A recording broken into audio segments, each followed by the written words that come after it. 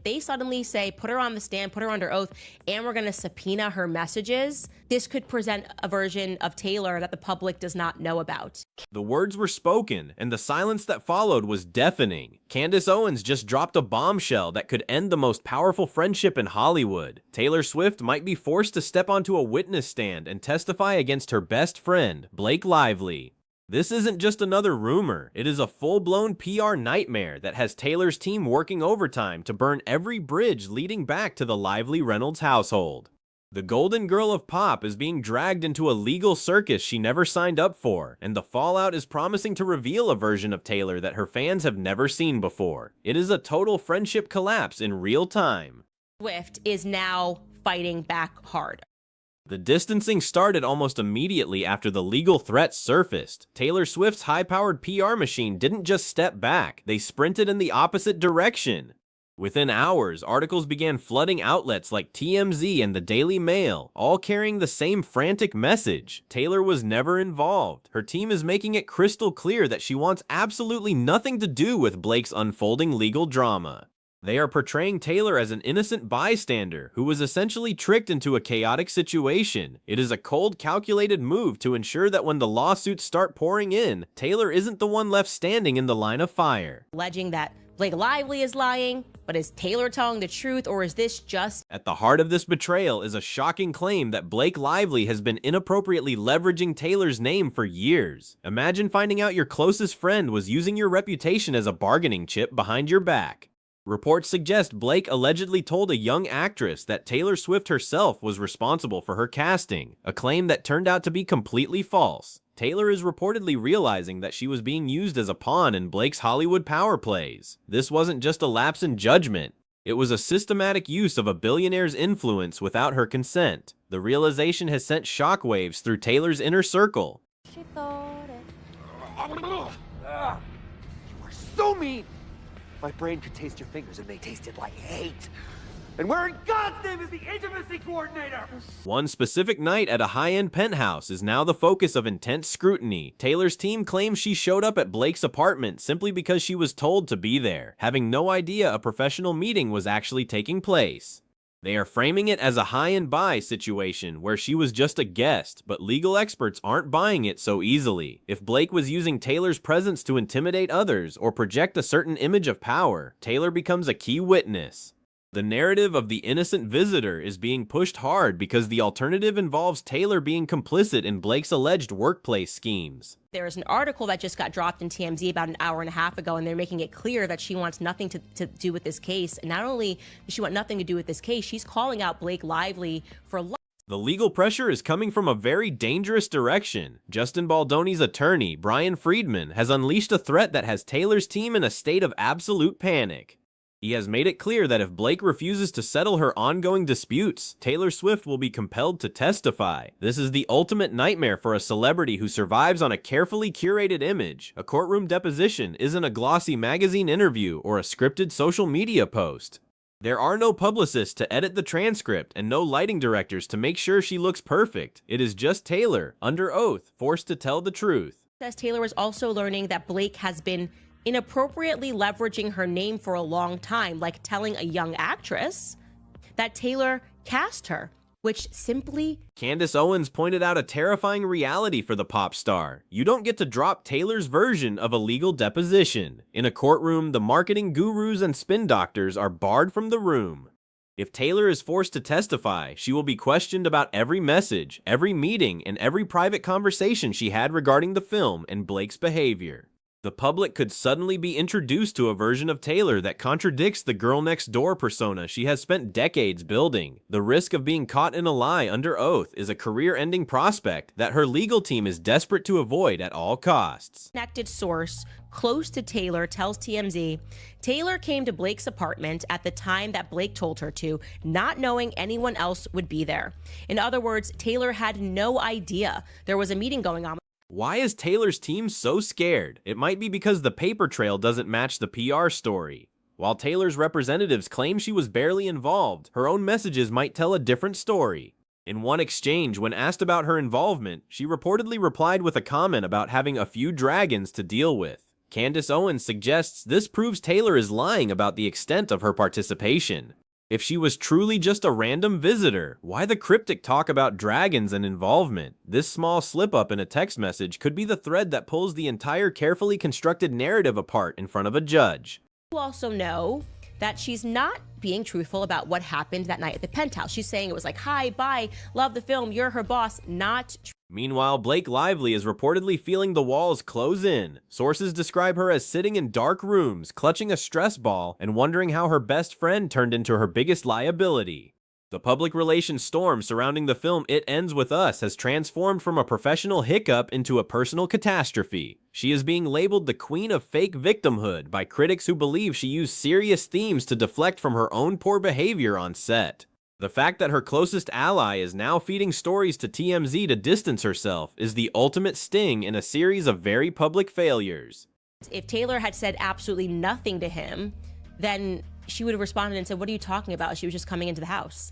Like, well, that wasn't to peer pressure you. Instead, she replies and says, oh, I got a few dragons. So I think Taylor's lying about that. So the real question is, why is Taylor Swift lying about that little exchange? And the answer is very simple. She does not want to get deposed. The lawsuits are already starting to pile up, and they aren't just about creative differences. Blake is currently being sued by a crisis PR firm for defamation. This adds a whole new layer of complexity to the situation. It suggests that even the people hired to fix her image couldn't work with her. The legal filings claim that the things being said about the firm were not only false but damaging to their business. When you are being sued by the people who are supposed to be your shield, you know you're in deep trouble. It's a sign that the professional bridges in Hollywood are burning just as fast as her personal ones. A deposition, legal deposition, is not a song. It is not an album. You don't get to drop Taylor's version of events. You are under oath and you will be compelled to tell the truth. And Taylor cannot then call in a marketing guru to spin things to make her look innocent if she was in fact more involved in this project. And again, I believe included in this legal mess is a man named Jed Wall, who has filed claims alleging that statements made about him during this dispute have caused irreparable harm to his business and reputation. This highlights how far the ripples of this scandal are traveling. It's no longer just a feud between actors. It's a multi-front legal war involving business owners, PR firms, and studio executives. Each new filing adds another layer of evidence that Taylor Swift might be asked to verify. If she was in the room when these alleged defamatory statements were made, she is no longer an observer. She is a witness to a potential crime. Daily Mail. Blake Lively sources say Justin Baldoni lawsuit is causing her and Ryan Reynolds severe.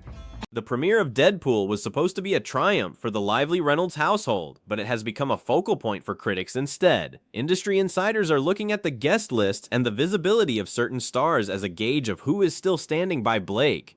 The event highlighted how entertainment premieres are often used as shields to project an image of everything is fine, when the reality is pure chaos. Behind the scenes, the talk wasn't about the movie, it was about the legal discovery process, and who was going to be subpoenaed next.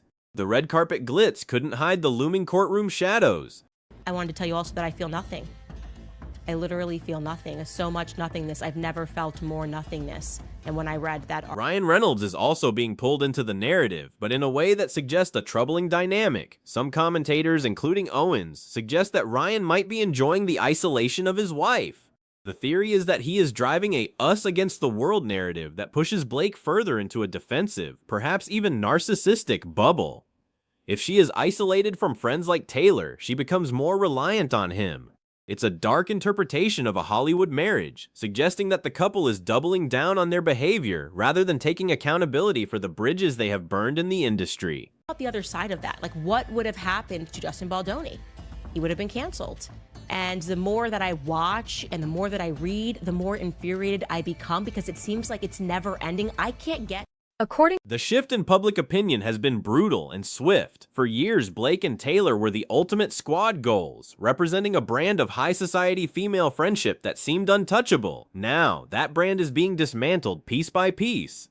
Critics are pointing out inconsistencies in how they handle controversy, often choosing to play the victim when challenged on their professional conduct. The ballsy chick persona that Taylor supposedly admired in Blake 10 years ago is now being viewed as a liability. What used to be seen as refreshing honesty is now being called out as manipulative and unprofessional behavior. Okay, so I told you that these lawsuits are not going to stop. First one has now dropped. Blake Lively, she's being sued again. Like I told you, a lot of it involves the PR world. And so I'll just first read this headline. You have The Hollywood Reporter saying Blake Lively being sued for defamation by crisis PR firm in It Ends With Us. There is also the matter of a sexual harassment and retaliation complaint filed by Blake against the California Civil Rights Department. Her legal team is framing the lawsuits against her as transparent retaliation for her speaking out. However, the timing of these claims has caused many to raise their eyebrows. Critics argue that this is a classic PR strategy. When you are under fire, launch an accusation of your own to muddy the waters. It's a high-stakes gamble that could either save her reputation or lead to even more intense scrutiny if the claims are found to be lacking any substantive proof. What Blake wanted. She wanted to be able to file that, take it to the New York Times, get them to take down Justin Baldoni, and who knows, like, it would have maybe been like, okay, we're going to resolve this in the back. In a courtroom, drawing hearts on a piece of paper and saying someone is a bad guy doesn't work. You need evidence, and that is exactly what Candace Owens claims Blake is missing. The legal system requires facts, not fuzzy feelings or PR-driven narratives. This is why the threat of a deposition is so terrifying for this group. They are used to controlling the story through social media and friendly journalists. When a lawyer starts asking about specific dates, times, and direct quotes, the mean girl tactics that work in Hollywood suddenly become useless. The lack of proof could be the ultimate downfall. Our source says Taylor believes Blake timed her meeting with Justin so Taylor would arrive before he left, and is baffled by Blake later characterizing her as her quote-unquote. The role of social media in this collapse cannot be overstated. Unlike previous Hollywood scandals, the public is now acting as a collective detective agency. Fan communities and independent creators are cross-referencing interviews, social media posts, and tabloid reports in real time. This has created a fragmented media environment where the official PR statements from Taylor or Blake are immediately picked apart for inconsistencies. The speed at which these narratives spread means that by the time a celebrity issues a formal correction, the public has already moved on to the next piece of evidence. Mail also in TMZ again saying that she had been advising Blake for years to tone it down, just to tone down your tude, right? And in the article it says that Taylor Swift admires that Blake Lively is this ballsy chick who speaks her mind, that she swears like a trooper and refuses to be controlled by anyone, and that's part of the reason that they bonded and became so close 10 years ago. We are seeing a broader shift in how celebrity accountability works. Traditional media outlets like TMZ and the Daily Mail are no longer the only voices that matter. Independent commentators are providing a much harsher critique, refusing to accept the polished versions of events being sold by high-priced publicists. This new landscape makes it nearly impossible for stars like Taylor Swift to quietly slip away from a controversy. Every move she makes to distance herself from Blake is tracked, analyzed, and debated by millions of people who are tired of the untouchable status of A-list celebrities. To be clear, that has the potential to humiliate Taylor. Okay, she has carefully woven her brand as a nice girl, as a victim, as somebody who is never involved in any plotting or scheming. If they suddenly say, put her on the stand, put her under oath, and we're going to subpoena her messages, this could present a version of Taylor that the public does not know about. The fallout from this friendship collapse will likely have long-term effects on Taylor's brand. She has always prided herself on her loyalty to her friends, often writing songs about the bonds she shares with her inner circle. If she is seen as someone who abandons ship the moment a friend faces legal trouble, it tarnishes that image of the loyal best friend. On the other hand, if she stays, she risks being dragged down by Blake's plummeting reputation. It is a no-win situation for the pop star, which explains the absolute state of emergency currently happening within her management team. He also probably thinks he did nothing wrong because they are usually unable, narcissists, to ever see that they have done anything wrong at all, and they just keep going, who else is the next person I can blame for my own failure? As for the film It Ends With Us, the drama has completely overshadowed the project itself. What was supposed to be a career-defining moment for Blake Lively has turned into a case study in how not to handle a press tour. The rumors of a fractured set and a feud with the director have been fueled by Blake's own tone-deaf responses to serious questions. Instead of focusing on the story, the media is focused on the lawsuits and the mean girl allegations. It's a cautionary tale for any actor who thinks their personal brand is more important than the project they are representing. He is, though, enjoying this in terms of his relationship with Blake Lively because she's isolated. And he just strikes me as someone who's like, it's me and you now, babe, against the world. They're doing this to us. We did nothing wrong. Like, he's leading her, driving her further into narcissism. The financial stakes are also astronomical. We are talking about 9-figure lawsuits that could seek to sue Blake into oblivion. When that much money is on the line, friendships are usually the first thing to be sacrificed. Taylor Swift is a billionaire with a massive business empire to protect. She cannot afford to be legally tied to a defamation case that could cost hundreds of millions of dollars. The friendship might have been real at one point, but in the world of high-stakes Hollywood business, self-preservation will always trump a 10-year bond. The collapse was inevitable once the lawyers got involved. Stand and exposed, it would be such a inglorious end to their friendship, and that it would sting them. It is truly an inglorious end to what was once considered the gold standard of Hollywood friendships. To think that it might all end with a subpoena and a hostile questioning session in a lawyer's office is a testament to how quickly things can change.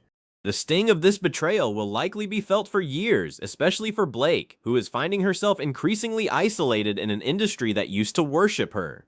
The us against the world mentality only works if you actually have a world to go back to once the cameras stop clicking and the court cases begin. Thank you, Ryan and Blake, for having such terrible personalities that we are now united as a country. Ultimately, this situation highlights the very controversial side of Hollywood's fast-moving public narratives. It shows how PR strategies and celebrity associations can be weaponized or abandoned in an instant. The public is watching a masterclass in reputation management, but the cracks are showing. As more legal filings emerge and the possibility of Taylor testifying becomes more real, the tension will only continue to rise. This isn't just about a movie or a friendship anymore. It's a battle for survival in a media landscape that is increasingly hungry for the truth behind the glamour. You had absolutely no proof of the allegations that you made, and in a courtroom, it doesn't work like that. You don't get to just write fuzzy things on a piece of paper. You don't get to just draw hearts and say, maybe he's a bad guy too. Maybe he's bad and she's bad too. The lesson here is clear. In the world of the ultra-famous, your friends are your greatest assets until they become your biggest liabilities. Taylor Swift and Blake Lively are learning that the hard way. As the country watches this drama unfold, it serves as a reminder that no amount of fame or money can protect you from the consequences of your own actions once they enter a courtroom. The squad era is officially over, replaced by a new era of legal depositions, PR distancing, and the harsh reality that in Hollywood, even the most legendary friendships have a breaking point.